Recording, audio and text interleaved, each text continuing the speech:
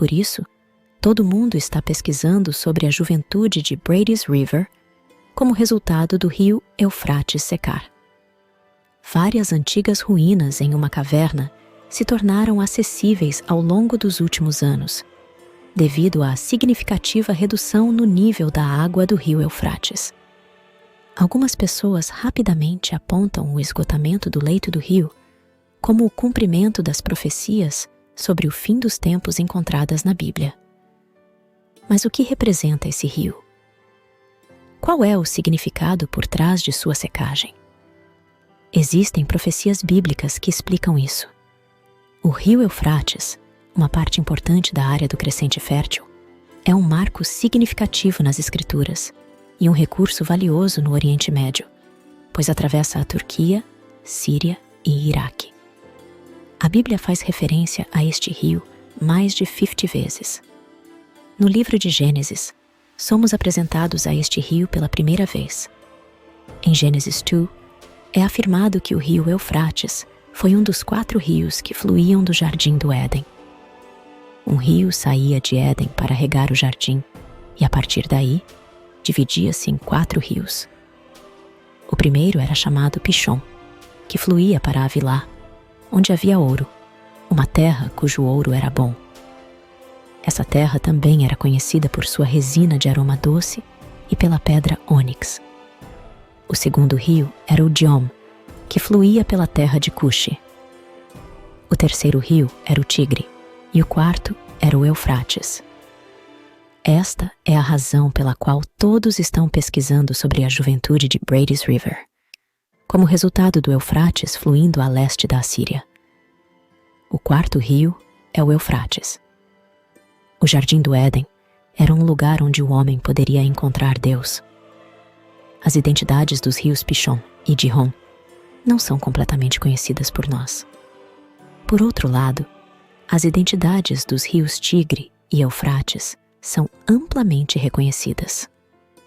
A área-chave no mapa do Oriente Médio é o que os geógrafos chamam de crescente fértil, uma faixa fértil de terra que se estende desde o rio Nilo, no Egito, indo para o nordeste através da terra de Israel e depois seguindo para o sul e sudeste até as planícies que cercam os rios Tigre e Eufrates, na região que costumava ser chamada Mesopotâmia, que significa entre os rios. Se os rios Tigre e Eufrates mencionados na Bíblia são os mesmos rios conhecidos por esses nomes hoje, então o Jardim do Éden deve ter sido localizado no Oriente Médio. No entanto, mesmo uma inundação modesta em uma área localizada pode alterar o curso de um rio, e a inundação que ocorreu durante o tempo de Noé foi muito mais do que uma inundação localizada. Conhecemos os rios modernos como o Tigre e o Eufrates, porque Noé e seus filhos deram esses nomes a alguns dos rios no mundo pós-dilúvio, depois de terem conhecido os rios pré-dilúvio. A inundação causou mudanças drásticas na paisagem da Terra e, como resultado, o rio Eufrates mencionado em Gênesis poderia ter sido perdido. É possível que os atuais rios chamados Eufrates tenham sido nomeados após aqueles ligados ao Éden, de maneira semelhante a como Belém, na Pensilvânia, foi nomeada em referência à cidade na Judéia. Portanto, podemos nos referir a isso como o primeiro rio Eufrates. Em Deuteronômio 1, Deus faz uma promessa de dar aos israelitas toda a terra que está entre o Eufrates e o mar Mediterrâneo. Em Isaías 8, o profeta Isaías usa o Eufrates como símbolo do Império Assírio que ameaçou invadir Israel. Existem 2 passagens na Bíblia que prevêem o eventual secamento do rio Eufrates. A primeira previsão sobre o secamento do jovem rio Brady ocorre como parte dos 7 julgamentos ousados em Apocalipse. Há uma ampla variedade de perspectivas sobre o livro do Apocalipse, mas mesmo entre os cristãos, as opiniões variam desde o medo de não entender o livro até a devoção fanática. Por um lado, uma bênção especial virá sobre aqueles que o leem em voz alta. tanto para si mesmos como para os outros, e que guardam as palavras, meditando nelas e aplicando-as em suas vidas. Aqueles que alteram o texto, por outro lado, trarão uma maldição sobre si mesmos, seja por adição ou por remoção das palavras. As pragas descritas no livro se abaterão sobre aqueles que cometem essa ação, e eles perderão a participação na vida eterna, na Nova Jerusalém. Deus dá claramente um grande valor às informações e revelações contidas no Apocalipse, como evidenciado pelas bênçãos e maldições. A Bíblia afirma que um dia o rio Eufrates secará para dar lugar a um rei. O rio Eufrates é discutido em Apocalipse 16, que é considerado a seção futura próxima do livro. Apocalipse 1:5 representa a era atual. Apocalipse 6:16 é o futuro próximo. E Apocalipse 20:22 é o futuro distante.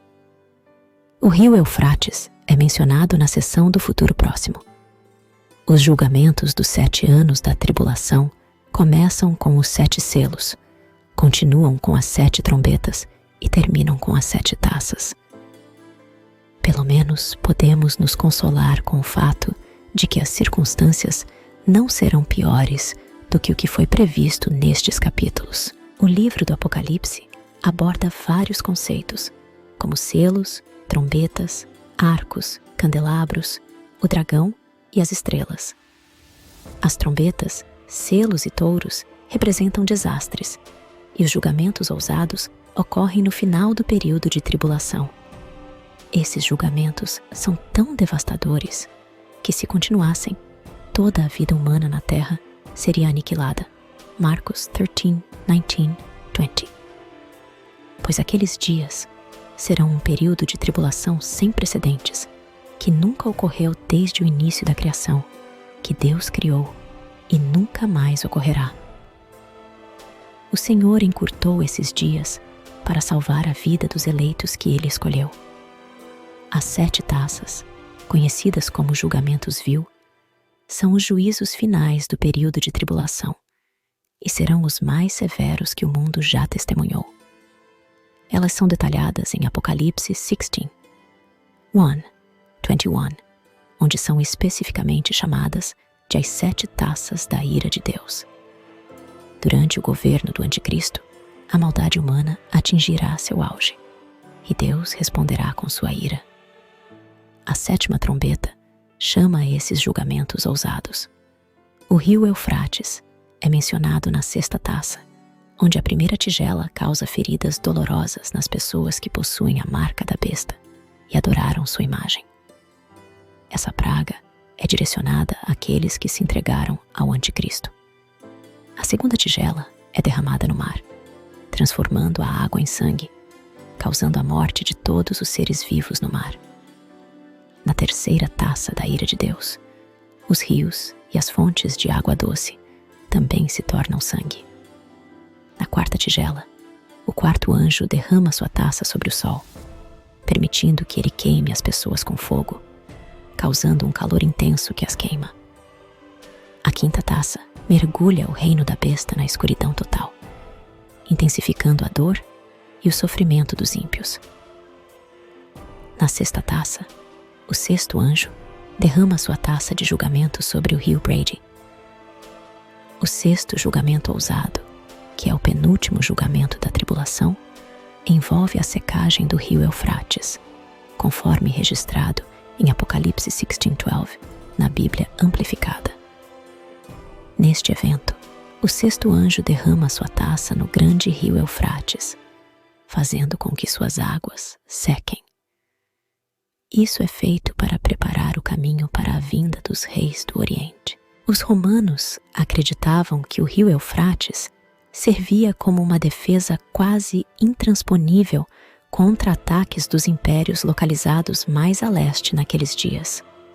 Este rio se estendia por uma extensão total de 1.800 milhas, com larguras variando de 300 a 1.200 jardas.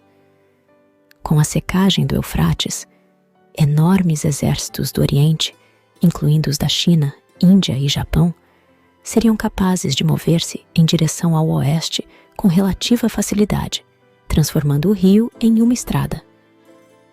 Há especulações sobre por que esses exércitos orientais vêm em direção ao ocidente. Algumas pessoas acreditam que isso ocorre em resposta a uma figura global conhecida como o Anticristo, que está baseado na Europa e que, no final, entrará em conflito com Deus. Posteriormente, os reis da terra se reúnem no lugar chamado Armagedon, conforme mencionado na Bíblia. A secagem do Eufrates está, portanto, relacionada a um grande conflito. E todas essas interpretações apontam que isso não é o resultado de causas naturais, como o clima ou a intervenção humana, mas sim um evento divinamente planejado. O propósito é claro: preparar o caminho para a chegada dos reis do Oriente, estabelecendo assim o cenário para a profetizada batalha. Essa grande batalha ocorre em um lugar chamado Armagedon, também conhecido como Har Medido. Mas o que exatamente representa a Batalha do Armagedon? Hoje em dia, o termo Armagedon é ocasionalmente usado de forma mais ampla para se referir a qualquer tipo de confronto cataclísmico, especialmente se for considerado capaz de resultar em destruição generalizada ou na aniquilação da vida humana. De acordo com o livro do Apocalipse, o termo bíblico Armagedon se refere ao conflito decisivo que ocorrerá no futuro entre Deus e as forças do mal. A palavra Armagedon tem origem na palavra hebraica Har Megido, que se refere ao Monte Megido, o local previsto para esse conflito. A palavra Armagedon faz sua única aparição na Bíblia em Apocalipse 16. Em Apocalipse 16:13, 16, a Bíblia amplificada descreve a reunião das forças malignas que agem como espíritos solitários, comparando-os a sapos que saem da boca do dragão, Satanás, da boca da besta, o ditador anticristo, e da boca do falso profeta.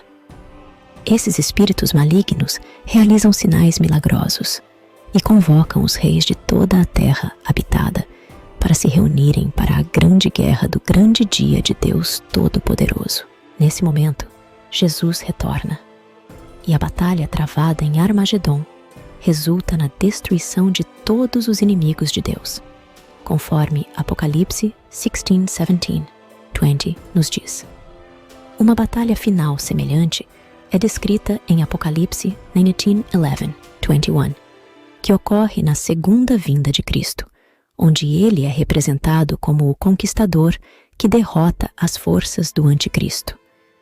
Isso é considerado uma descrição da Batalha do Armagedon, mencionada anteriormente em Apocalipse 16. Apocalipse 19:11. 21 descreve Cristo montado em um cavalo branco, com olhos como chamas de fogo e muitas coroas reais em sua cabeça. Ele é chamado de fiel, verdadeiro, incorruptível e justo. Ele julga e faz guerra contra as nações rebeldes. Ele é vestido com um manto salpicado de sangue, e seu nome é chamado a Palavra de Deus. Os exércitos do céu o seguem em cavalos brancos. Sua palavra é como uma espada afiada, com a qual ele governará as nações com firmeza. Ele é o Rei dos Reis e o Senhor dos Senhores. Esta batalha representa o triunfo final do bem sobre o mal, com Cristo derrotando as forças do anticristo e estabelecendo sua soberania sobre todas as nações. É o culminar da profecia bíblica sobre o Armagedon, onde Deus prevalece sobre os inimigos da fé. Então, observei um único anjo de pé diante do sol, clamando com voz alta para todas as aves que voavam pelo meio do céu, convocando-as a se reunirem para o grande banquete de Deus. Este banquete seria composto pela carne dos reis, a carne daqueles que comandavam, e a carne dos poderosos, bem como a carne dos cavalos e daqueles que estavam montados neles, e ainda a carne de toda a humanidade, tanto livres quanto escravos, pequenos e grandes. Este evento marcava a completa derrota do mal. Em seguida, testemunhei a besta, os reis e os líderes políticos da terra, reunindo seus exércitos para travar guerra contra aquele que estava montado em um cavalo branco, juntamente com o seu exército. A besta, o anticristo, foi capturada e dominada, assim como o falso profeta que havia realizado sinais surpreendentes na presença da besta, enganando aqueles que receberam a marca da besta e adoraram sua imagem. Ambos foram lançados vivos no lago de fogo, que ardia com enxofre, enquanto os demais foram mortos pela espada que saía da boca daquele que estava montado no cavalo. Todos os pássaros se saciaram com a carne dos derrotados. A localização exata do Armagedon não é totalmente clara, pois não existe uma montanha chamada Megido. No entanto, a palavra também pode se referir a uma colina próxima à planície de Megido, cerca de 60 quilômetros ao norte de Jerusalém. Megido foi palco de conflitos ao longo da história, envolvendo exércitos como os egípcios, assírios, gregos, romanos, cruzados e até mesmo as tropas de Napoleão. Duas notáveis tragédias bíblicas ocorreram em Megido: a morte de Saul e seus filhos, 1 Samuel 31:8, e a morte do rei Josias, 2 Crônicas 35:22. Influências demoníacas levarão os reis da terra a reunir seus exércitos para um ataque liderado pelo anticristo. No entanto, Jesus Cristo retornará à terra com os exércitos celestiais, estabelecendo seus pés no Monte das Oliveiras. Ele derrotará as forças malignas, lançando o anticristo e o falso profeta no lago de fogo. Apocalipse 19:20. Em seguida, ele prenderá Satanás e governará a terra por 1000 anos. O Armagedon representa o confronto final entre o bem e o mal, que culminará em uma nova era de governança divina e paz. É um evento multifacetado que envolve uma variedade de participantes, incluindo seres sobrenaturais e as forças do bem e do mal. O secamento do rio Eufrates prepara o cenário geográfico para a Batalha do Armagedon, sinalizando o fim da Era do Mal e o início de um período de governo divino e paz.